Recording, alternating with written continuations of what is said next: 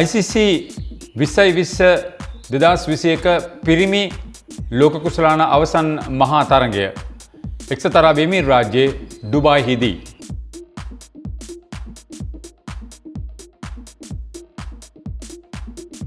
ICC පිරිමි 2021 ලෝක කුසලාන අවසන් මහා තරගය පැවැත්වුණේ එක්සත් අරාබ් එමිරාත් රාජ්‍යයේ ඩුබායිහිදී මෙය තරගාවලියේ 26 වන දිනය වූ අතර 45 වන තරගය බවට වාර්තා වුණා. මෙහිදී ප්‍රබල ඔස්ට්‍රේලියාව නවසීලන්තය පරාජය කරමින් කඩුළු 8ක ජයග්‍රහණයක් වාර්තා කළා. ඒ සමගම ඔවුන් මුල් වතාවට ICC පිරිමි 2020 ලෝක කුසලාන තරගාවලි ජයග්‍රහණයක් වාර්තා කර ගැනීමට හැකියාවක් ලැබුණා.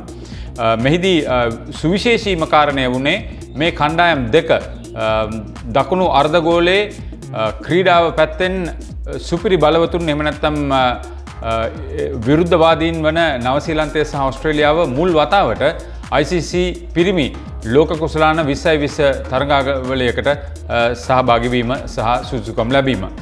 අපි මුලින්ම කණ්ඩායම් දෙක හඳුනා ගනිමු. නවසීලන්තය නායක කේන් විලියම්සන්, උපනායක Tim Southee, Trent Boult, James Neesham, Daryl Mitchell, Martin Guptill, Mitchell Santner, Ish Sodhi, Glenn Phillips, Adam Milne සහ කඩුරකන ක්‍රීඩකයා ටිම් සේෆර්ඩ්. සංචිතයට ඇතුළත් වුණා ඩෙවන් කොන්වේ. ඔහු කඩුරකන ක්‍රීඩකයා නිත්‍ය නමුත් ආබාධයකට ලක් වුණා, තරගයට සහභාගී වුණේ නැහැ.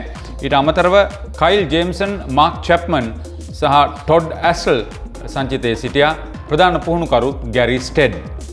ඔස්ට්‍රේලියාව ඇරන් ෆින්ච් නායකයා, පැට්‍රික් කමින්ස් උපනායකයා, David Warner, Steven Smith, Mitchell Starc, Glenn Maxwell, Josh Hazlewood, Matthew Wade කඩුරකන ක්‍රීඩකයා, මාකස් ස්ටොයිනිස්, ඇඩම් සම්පා සමගින් මිචෙල් මාෂ්. සංචිතයට ඇතුළත් වූ අනිත් ක්‍රීඩකයන් මිචෙල් ස්වෙප්සන්, ජොෂ් ඉංග්ලිස්, ඇෂ්ටන් අගා සමග කේන් රිචඩ්සන්. ප්‍රධාන පුහුණුකරු හැටියට කටයුතු කරේ ජස්ටින් ලැඟර්. නවසීලන්තය මුලින් ලකුණු රැස් කිරීමට ආරාධනා ලැබුණා. නියමිත පන්දුවර 20 අවසන් වෙද්දී කඩුළු 4ක් දැවි ලකුණු 172යි. නායක කේන් විලියම්සන් 85යි. ඔහු ICC පිරිමි 2020 ලෝක කුසලාන අවසන් මහා තරගයකදී නායකයෙකු ලබාගත් වැඩිම ලකුණු සංඛ්‍යාව වාර්තා කරගත්තා. ඒ වගේම එය ලෝක කුසලාන අවසන් මහා තරගයක පිතිකරුවෙකු ලබාගත් සම වැඩිම ලකුණු සංඛ්‍යාව හැටියටත් වාර්තා වෙනවා. මාටින් ගප්ටිල් 28යි, ග්ලෙන් ෆිලිප්ස් 18යි, ජේම්ස් නීෂම් නොදැවී 13යි, ඩැරෙල් මිචෙල් 11යි. මෙදී හොඳ සම්බන්ධතාවයන් දෙකක් පැවැත්වුණා. මාටින් ගප්ටිල් සහ කේන් විලියම්සන් ලකුණු 48ක සම්බන්ධතාවයක් පන්දු 44කදී දෙවන කඩුල්ල වෙනුවෙන් පවත්වා ගත්තා. ඊට අමතරව කේන් විලියම්සන් සහ ග්ලෙන් ෆිලිප්ස් තුන්වන කඩුල්ල වෙනුවෙන් පන්දු 37කදී ලකුණු 68ක් එකතු කළා.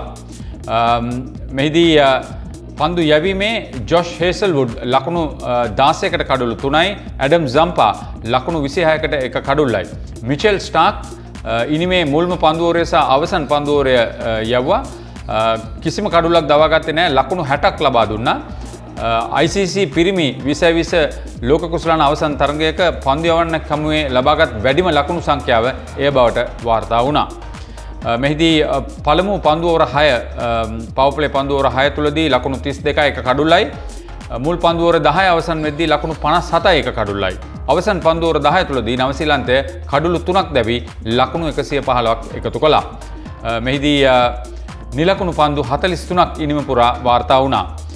මෙය ලෝක කුසලාන 2020 පිරිමි අවසන් තරගයක වැඩිම ලකුණු සංඛ්‍යාවක් හැටියට කණ්ඩායමක් ලබාගත් වාර්තා වුණා. ඒවා පිළිතුරු ඉනිම ඔස්ට්‍රේලියාව පන්දුවර 18යි පන්දු 5කදී කඩුළු 2ක් පමණක් දැවී ලකුණු 173යි. මිචෙල් මාෂ් නොදැවී 77යි, ඩේවිඩ් වෝනර් 53යි, ග්ලෙන් මැක්ස්වෙල් නොදැවී 28යි අතිරේක ලකුණු 10ක් වාර්තා වුණා. මෙහිදීත් හොඳ සම්බන්ධතාවයන් දෙකක් පැවතුණා. ඩේවිඩ් වෝනර් සහ මිචෙල් මාෂ් දෙවන කඩුල්ල වෙනුවෙන් ලකුණු 92ක් එකතු කළේ පන්දු 59කට මුහුණ දෙමින්. ඉන් අනතුරුව මිචෙල් මාෂ් සහ ග්ලෙන් මැක්ස්වෙල් තුන්වන කඩුල්ල වෙනුවෙන් නොබුදි සමතතාවයේ ලකුණු 66ක් පන්දු 39කදී ජයග්‍රහණය වෙනුවෙන් කණ්ඩායම රැගෙන ගියා. ට්‍රෙන්ට් බෝල්ට් ලකුණු 18කට කඩුළු 2යි.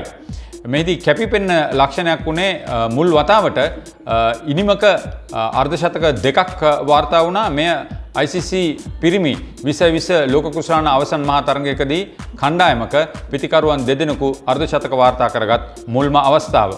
ඒ පමණක් නොවෙයි මේ නවසීලන්තය පිහිටුවා තිබූ වාර්තාව ලකුණු 172කට කඩුළු 4ක් එය ඉක්මවා යමින් ඔස්ට්‍රේලියාව ජයග්‍රාහී ලකුණු 173යි කඩුළු 2කට මෙය 2020 ICC ලෝක කුසලාන පිරිමි අවසන් මහා තරඟයක කණ්ඩායමක් වාර්තා කරගත් වැඩිම ලකුණු සංඛ්‍යාව බවට පත් වුණා.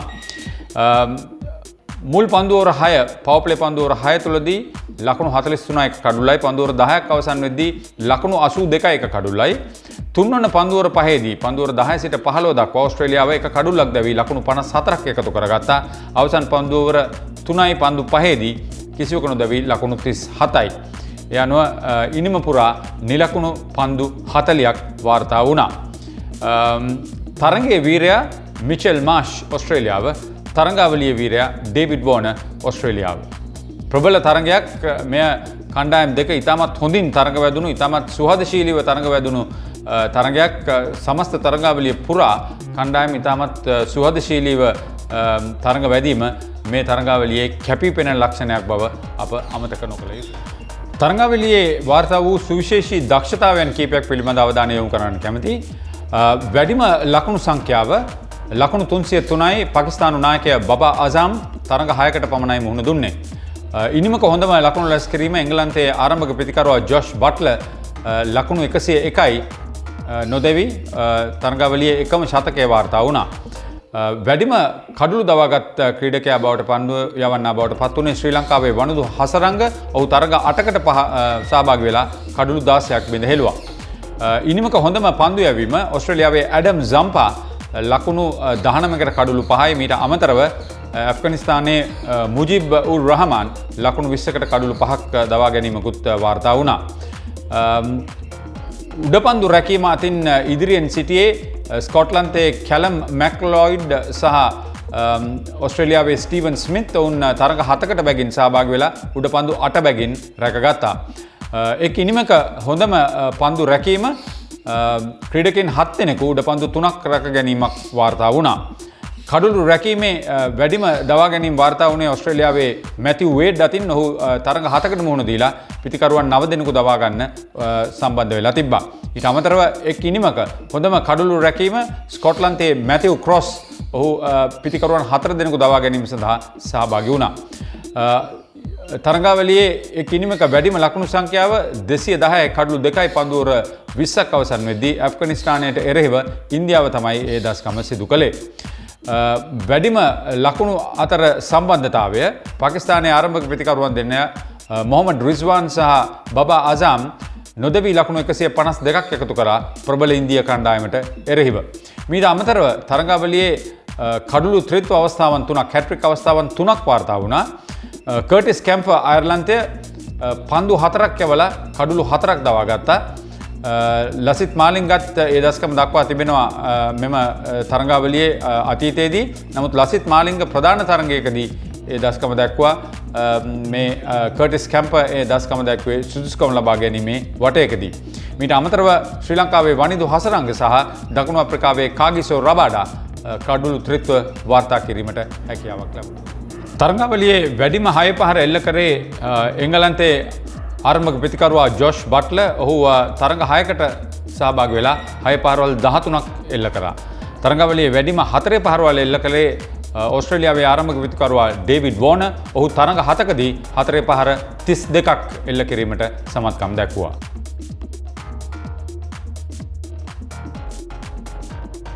The ICC Men's 7th 2020 Cricket World Cup Championship 2021. The final was played in the United Arab Emirates at the Dubai National Cricket Stadium. This was the 26th day of the tournament and the 45th match. Southern Hemisphere sporting superpowers and arch rivals Australia and New Zealand qualified to play in a men's T20 cricket final for the first time, and Australia beat New Zealand by 8 wickets to win the ICC Men's T20 Cricket World Cup Championship for the first time. It was a tremendous game that was played with great passion. It was played in a very good atmosphere, and we must conclude that the entire tournament was played in a very good spirit, and it is a victory not only for ICC but also for cricket in general. Let me introduce the two teams first.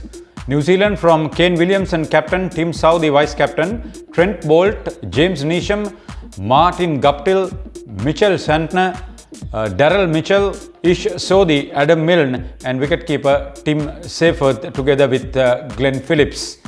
The rest of the squad included Kyle Jameson, Mark Chapman, Todd Astle and the injured Devon Conway, who was the regular wicketkeeper. The head coach Gary Stead.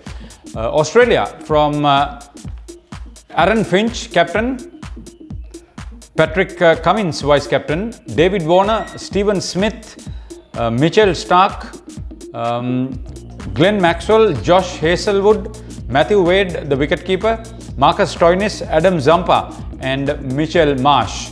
Making up the rest of the squad were Mitchell Swepson, Josh Inglis, Ashton Agha and Kane Richardson.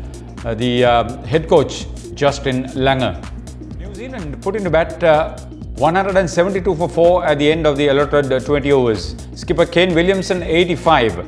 He became the highest scorer as a captain in an ICC Men's 2020 Cricket World Cup final.